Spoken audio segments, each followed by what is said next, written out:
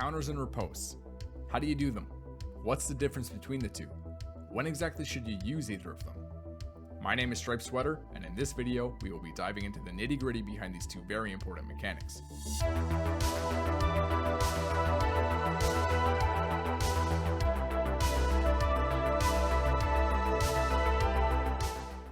Counters and ripostes are two extremely important combat mechanics in Chivalry 2 and make up much of the core gameplay when engaging enemies. Unfortunately, many players don't understand how they work, what they are used for, or the pros and cons of either one. Let's start by discussing riposte. A riposte happens when you block your enemy's attack and quickly retaliate with a swing of your own. Why is this important? It's all about initiative. Fights in Chivalry 2 are a constant back and forth and changing of initiative between you and your enemy. The fight begins when either you or your opponent swings. Let's assume the enemy goes first here. Unless you want to get hit, you are most likely going to try and block the attack coming toward you. Upon your successful block, the initiative of the fight is now in your favor for a brief moment, and it is now your turn to swing back. When you successfully riposte an attack, you are capitalizing on the transfer of initiative, which allows you the chance to quickly retaliate against your enemy and force them on the defensive. If you do not swing back quickly enough after a successful block, you lose the opportunity for a riposte and consequently lose the initiative. In such a scenario, the fight is reset back to neutral, which your foe can quickly take advantage of and swing back a second time, if they haven't already started doing so. A successful riposte will be met with yellow sparks and the word riposte on screen, letting you know you did it correctly.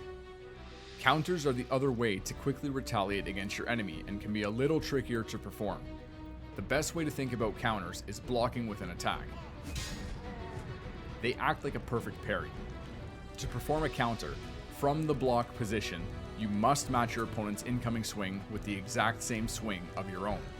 This means that if the enemy is using a horizontal slash, you must counter with a horizontal slash.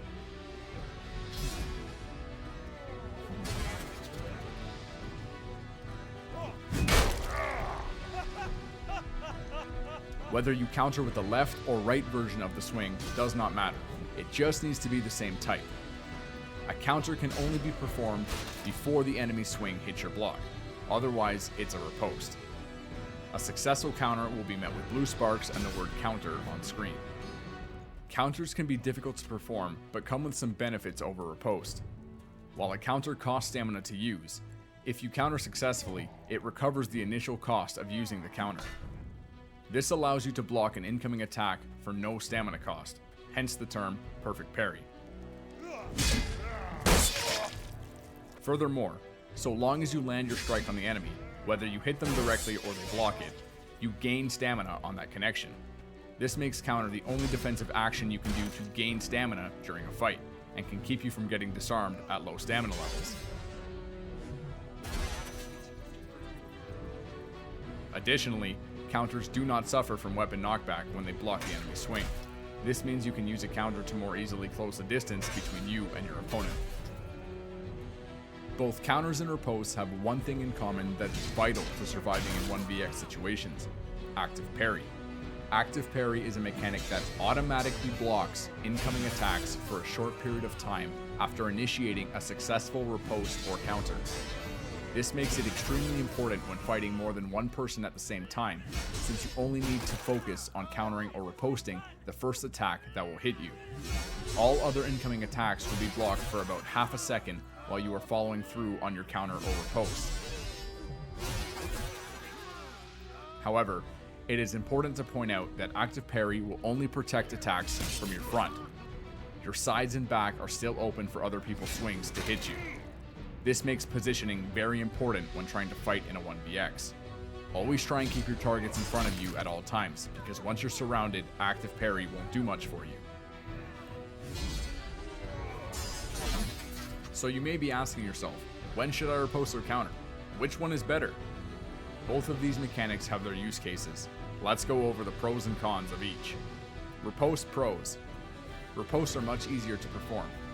They do not require you to read the type of attack coming toward you like a counter does. You just need to block it and swing back. Ripostes are excellent for mix-ups. If you are stuck in a counter war with someone, riposting into a different swing type can potentially catch them off guard. great! We should do this again. Ripostes make it easier to deal with a 1vx. Trying to read all the different attacks being thrown at you in a 1vx, as well as which one will hit you first, can be difficult, and a counter attempt may go wrong and result in you getting hit. Instead, wait for the first swing to hit your block, and riposte with whatever you like. The active parry will do the rest. Remember, it's much easier to riposte for active parry than to counter. Riposte cons. Ripostes suffer from knockback. When you block an attack, there is a little bit of knockback that occurs, which can mess up your spacing and make it harder to close the distance against longer weapons. Ripostes are susceptible to kicks. If you're holding block waiting for a swing to hit you before you riposte, the opponent may take that as an opportunity to kick you and break your guard, leaving you open to a hit. Ripostes do not recover stamina. Every time you block an attack, you lose a little bit of stamina, so if you're constantly trying to riposte, eventually you will run out of stamina. Counter pros. Successful counters recover the initial stamina cost of using one. This allows you to block for no stamina loss. Additionally, if you land the follow-up strike on your opponent, whether they block it or get hit, you gain stamina, resulting in an overall stamina recovery. They are the only defensive action you can do to gain stamina during a fight. Counters are not affected by weapon knockback when you block a swing with one. Use this to close the distance on your enemy. Counters will stop an enemy's light attack from following through. When you block a swing normally, the attack will deflect off your block and continue. This can be dangerous to your fellow teammates as they might get hit off that deflection. When you counter, the swing stops completely. Use this to protect your friends in teamfights. Heavy attacks ignore this rule and continue following through. Counters retaliate faster than riposte. Since you have to initiate a counter before they hit your block, you are already in the process of swinging toward your enemy when you block their attack. This leaves them less time to react than if you used a riposte. Counter cons. Counters are more difficult to perform. They require you to read the enemy's incoming swing and match it with one of your own. Fighting a fast weapon can be tricky to read as there is less time to tell what they are swinging with. Counters can be predictable. Since the only way to counter an enemy is with the exact same attack they used, the enemy will know what you're going to retaliate with if you decide to counter. This often leads to being stuck in counter wars. Counters fall victim to heavy attacks and drags. Heavies and drags can be used to delay when your swing connects with the enemy. If you attempt to counter against someone doing a heavy attack or dragging you, your counter window may end before the counter has a chance to activate. This leaves you getting hit even if you read their attack properly and countered accordingly. So, which one is better? In general, I recommend new players learn counter first and try and use it as much as possible. The benefit of gaining stamina during a fight off a successful counter and strike back is too important to ignore, and in many cases can be the deciding factor in battle. But that doesn't mean you should ignore riposte completely. Remember, riposte provide good mix-up opportunities and can be more beneficial in 1vx situations. If you want to increase your skill level over other players, you should start incorporating both counters and ripostes into your gameplay. It will make a difference. Here are some things to note about counters and ripostes. Counters and ripostes can be feinted. This is extremely useful for mix-ups when stuck in a counter war with someone. Counter cannot feint into a kick, but riposte can. Use a riposte to bait a block, and quickly feint to a kick to break their guard for a free follow-up strike.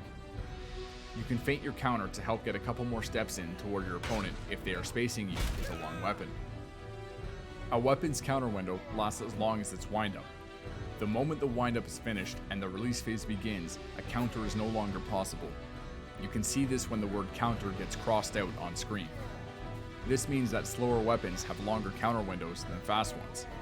Additionally, when you feint a counter, the counter window is extended since the windup is extended.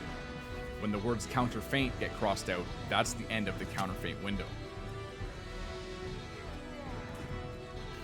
Feinting a counter allows you to counter twice in one move. This is useful in a 1vx when you counter off one opponent but notice that another enemy's swing will hit you after your active parry ends. To avoid that, you can feint your counter to match the second opponent's swing and block them too. This technique can also be used when you accidentally counter with the wrong swing. Simply feint into the correct one and the counter will activate. If using a shield, counters and active parry blocks won't drain shield health. Use this to increase the longevity of your shield and save its stamina benefits for later. You can counter all projectiles with any counter swing. This even includes arrows. Yup, countering is the only way to block an arrow without a shield. Do note that the window to counter an arrow is smaller than a normal counter window, so you have to time it perfectly. The arrow counter window can be seen by the sword and arrow icon below the word counter when you attempt one. Active parry will trigger from this too. If you counter early against your enemy, you leave them less time to react once you block their swing. This can lead to almost instantaneous and unblockable counters with some weapons. Doing this though leaves you vulnerable to heavy swings and drags, as well as your counter window ending too soon. So use this very carefully. When fighting slower weapons, it is sometimes possible to use counter in order to steal initiative from your enemy. Why is this? Remember, after getting hit, you can do one of three things immediately: jab, dodge, or block. Since the counter mechanic comes from block, you are essentially allowed to swing back instantly after getting hit by performing a counter. This is why some players struggle to understand initiative, and why gambling attacks works more effectively in Chivalry 2 than in Chivalry 1 or Nordhau. Now, this won't work 100% of the time, but if the enemy is using a slow weapon such as the Highland Sword and you are using a fast weapon, it is possible to steal the initiative back. This is what the community refers to as counter spamming. Alright everyone, that concludes this lesson on counters and ripostes. I hope after watching this video, you have a better understanding of how to use these two mechanics more effectively in combat, as well as the strengths and weaknesses of each one. Remember, if you want to play better, you will use both counters and ripostes together in combat. Thanks for watching, friends. I'll catch you in the next video.